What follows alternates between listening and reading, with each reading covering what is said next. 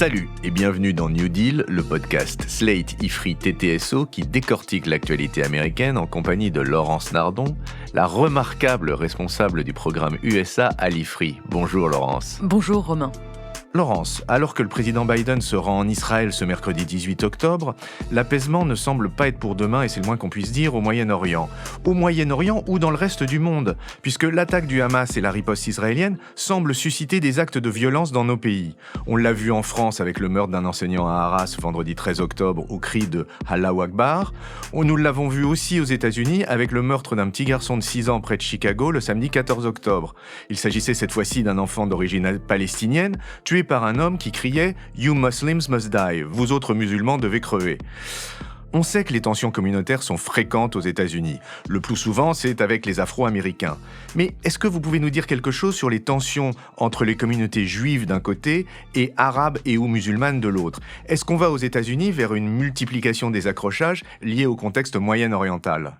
Vous l'avez dit, les tensions intercommunautaires aux États-Unis, elles sont multiples et anciennes. Le plus souvent, elles sont liées à la situation des Africains-Américains avec le cycle bien connu violences policières, émeutes urbaines. Plus récemment, pendant le Covid, ce sont les Asiatiques qui ont été victimes d'actes de racisme. Je ne sais pas si vous vous souvenez, en mars 2021, il y a eu une fusillade dans des spas à Atlanta qui ont fait 8 victimes, principalement des Coréennes. Mais ces dernières années, il y a eu évidemment des attentats islamistes aux États-Unis. Ils ont été causés par ISIS, qui est le terme américain pour désigner ce que nous, on appelait Daesh à la même époque. Des attaques à San Bernardino en 2015 ou dans cette discothèque gay à Orlando en 2016, celle-là ayant fait 49 morts, plus le terroriste, ça fait 50. Parallèlement, ces dernières années aussi, on a vu une multiplication des actes antisémites, par exemple celle contre la synagogue Tree of Life à Pittsburgh, qui a fait 11 morts en octobre 2018. Mais ce qu'il faut noter, c'est que la plupart de ces actes antisémites ont eu pour auteur des suprémacistes blancs. Donc on ne pouvait pas vraiment parler d'importation du conflit israélo-palestinien aux États-Unis. Et là, on va devoir regarder, après l'assassinat de ce petit garçon, si les événements au Moyen-Orient de ces dernières semaines changent la donne véritablement. Alors justement, venons-en aux répercussions de ce conflit aux États-Unis, et d'abord avec les chiffres. Est-ce que vous pouvez nous préciser la taille respective des communautés juives d'un côté et arabes et ou musulmanes de l'autre ? Alors, en ce qui concerne les Juifs, ils représentent à l'heure actuelle 2,4% de la population américaine, soit 5,8 millions de personnes. Pour les musulmans et arabes, ça se complique parce qu'on ne peut pas parler d'une seule communauté arabo-musulmane aux États-Unis. En effet, il y a beaucoup d'Arabes qui sont chrétiens. Les maronites libanais sont venus en masse se réfugier aux États-Unis, les coptes égyptiens et tous ceux qu'on appelle très largement les chrétiens d'Orient. Ce sont des Arabes, mais ils ne sont pas musulmans. Et à l'inverse, beaucoup de musulmans aux États-Unis ne sont pas arabes. D'abord, les Iraniens, qui représentent la plus grande communauté moyenne-orientale aux États-Unis. Ils étaient 570 000 en 2020, dont 250 000 en Californie. Il y a également des musulmans asiatiques. La première communauté, ce sont les Pakistanais. Et puis, citons enfin les Africains-Américains qui se sont convertis à l'islam au début du XXe siècle. Comme Malcolm X. Oui, Malcolm X était l'un des membres les plus connus de Nation of Islam, une organisation donc afro-américaine fondée en 1930. Le narratif pour ces Africains-Américains, c'était que l'islam avait été la religion initiale des Noirs avant qu'ils soient enlevés d'Afrique et réduits en esclavage dans les Amériques. Aujourd'hui, les Africains-Américains représentent entre 10 et 15% des musulmans américains. Oui, mais alors les 10 et 15% de combien de musulmans, Laurence ? Alors, selon le Pew Research Center, qui a de très bons chiffres récents, ce sont 3,5 millions de musulmans qui vivent aux États-Unis, dont 2,15 millions d'adultes. Ce sont principalement des immigrés récents, donc une population jeune, relativement diplômée. Elle est arrivée aux États-Unis au gré des crises. Par exemple, les 40 000 Algériens ou Américains algériens sont arrivés en majorité dans la décennie noire des années 1990. Oui, alors ce que vous nous apprenez, Laurence, c'est que les Juifs constituent un petit peu plus de 2% de la population américaine, alors que les musulmans n'en représentent que 1%. Absolument, Romain. Alors ça, c'était pour les musulmans, mais vous avez dit qu'il y avait une distinction, et bien il y en a évidemment une, entre les musulmans et les arabes. Qu'en est-il de ces effectifs-là aux États-Unis ? Alors, pour répondre à votre question, il faut parler du Census Bureau, le bureau du recensement qui fait un travail extraordinaire aux États-Unis. Le recensement décennal existe là-bas depuis 1790. Ce recensement était nécessaire pour répartir le nombre de représentants à la Chambre des représentants entre les États. Et c'est dès ce moment-là que les statistiques ethniques se sont imposées. À l'époque, les propriétaires d'esclaves dans le Sud voulaient compter leurs esclaves dans le recensement pour que ça fasse beaucoup de monde et avoir plus de représentants à la Chambre. Alors que les États du Nord ne voulaient pas compter les esclaves pour les raisons inverses, ça allait alourdir le poids des États du Sud vis-à-vis d'eux, et ils avaient un bon argument qui était d'expliquer que les esclaves ne votaient pas, donc ils n'avaient pas à être comptés. Énorme discussion lors de la convention de rédaction de la Constitution de 1787. Ils sont arrivés à un compromis, le compromis des 3/5, c'est-à-dire que les esclaves, à l'époque, étaient comptés pour 3/5 des Blancs. Les statistiques ethniques aux États-Unis datent donc de cette époque et elles existent toujours aujourd'hui, contrairement à la France où le modèle universaliste est fort et où, par conséquent, on s'interdit de mettre les gens dans des cases. Enfin, les statistiques ethniques existent toujours, mais rassurez-moi, les règles de 3/5, ça n'existe plus, non? Oui, cette règle a été supprimée après la guerre de sécession et plus précisément avec le 14e amendement en 1868. D'une manière générale, les règles du Bureau du recensement évoluent en ce qui concerne le décompte des catégories ethniques et c'est absolument passionnant parce que elles donnent pour chaque époque une excellente image de la manière dont la société voit la question raciale, se voit en tant que société multiethnique.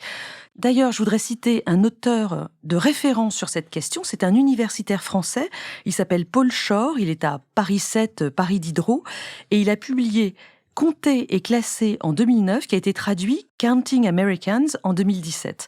Ces travaux portent sur la période 1790-1940. Et ça raconte quoi, ces travaux de Monsieur Shore? Il explique que le recensement de 1790 ne posait que 5 questions en tout pour compter et catégoriser la population américaine.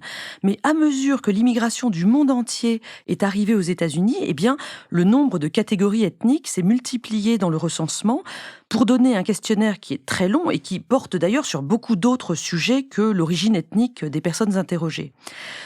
En 2020, le dernier recensement décennal, il y a bel et bien une partie qui s'appelle toujours race en toutes lettres et qu'on doit cocher. On doit également cocher une autre case pour dire si l'on est ou non d'origine hispanique et latino. Pourquoi cela? Depuis le 19e siècle, et c'est ce qu'on voit dans les travaux de Paul Shore, le Bureau du recensement a hésité sans arrêt sur la question de la race, entre guillemets, des latinos. Est-ce qu'ils sont blancs? Est-ce qu'ils sont pas blancs? C'est vrai que c'est une population qui est en partie amérindienne, en partie d'origine européenne via l'Espagne et le Portugal, et il y a aussi de nombreux descendants d'Africains. La solution employée par le Bureau du recensement depuis les années 1970, c'est de poser la question d'une origine hispanique ou latino à tous les habitants. Et cette question, elle vient en parallèle avec la question sur la race des personnes. Vous voulez dire qu'on dit qu'on est blanc et hispano ou noir et hispano, mais on est race plus appartenance hispanique ou pas? Exactement. Je vous accorde que c'est un peu compliqué. Je pense que ça va évoluer, que ça va changer dans les années qui viennent. Ok sur les hispanos, mais revenons à notre sujet. Comment est-ce que le Bureau du recensement compte les Arab Americans? Ce qui est très intéressant, c'est que selon le Bureau du recensement américain, les personnes originaires d'Afrique du Nord et du Moyen-Orient sont depuis toujours dans la case caucasien, c'est-à-dire blanc, sans autre précision. Donc jusqu'à présent, il était impossible de dénombrer la communauté arabe présente aux États-Unis. Et jusqu'à présent, ça veut dire que les choses ont changé? Oui, parce qu'en 2020, pour la première fois, on a ajouté, après la case blanc, une ligne dans laquelle on peut écrire le pays d'origine de sa famille. Cette ligne est apparue aussi d'ailleurs après la case noir ou africain. Donc, pour la case blanc, si vous la cochez, le Bureau du recensement vous propose de mettre votre pays d'origine ou le pays d'origine de vos ascendants, si vous êtes aux États-Unis depuis des générations, et il propose, à titre d'exemple, 6 pays possibles d'origine. Allemand, irlandais, anglais, italien, libanais et égyptien. Donc on voit bien que les Arabes peuvent cocher cette case et mettre leur pays. Et bien évidemment, on peut écrire d'autres pays sur cette ligne. Donc moi, si j'habite aux États-Unis, je vais cocher la case blanc et préciser comme origine French? Oui, vous pouvez faire ça, sachant que depuis le recensement de 1970, les formulaires sont devenus autodéclaratifs. Donc en réalité, vous pouvez répondre ce que vous voulez.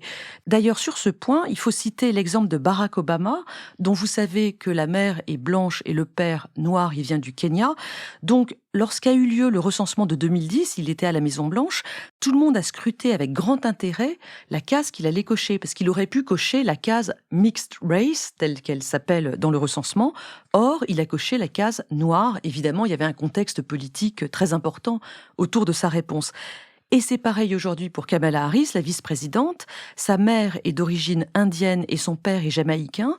Donc, elle aurait pu cocher Mixed Race d'origine indienne et caribéenne.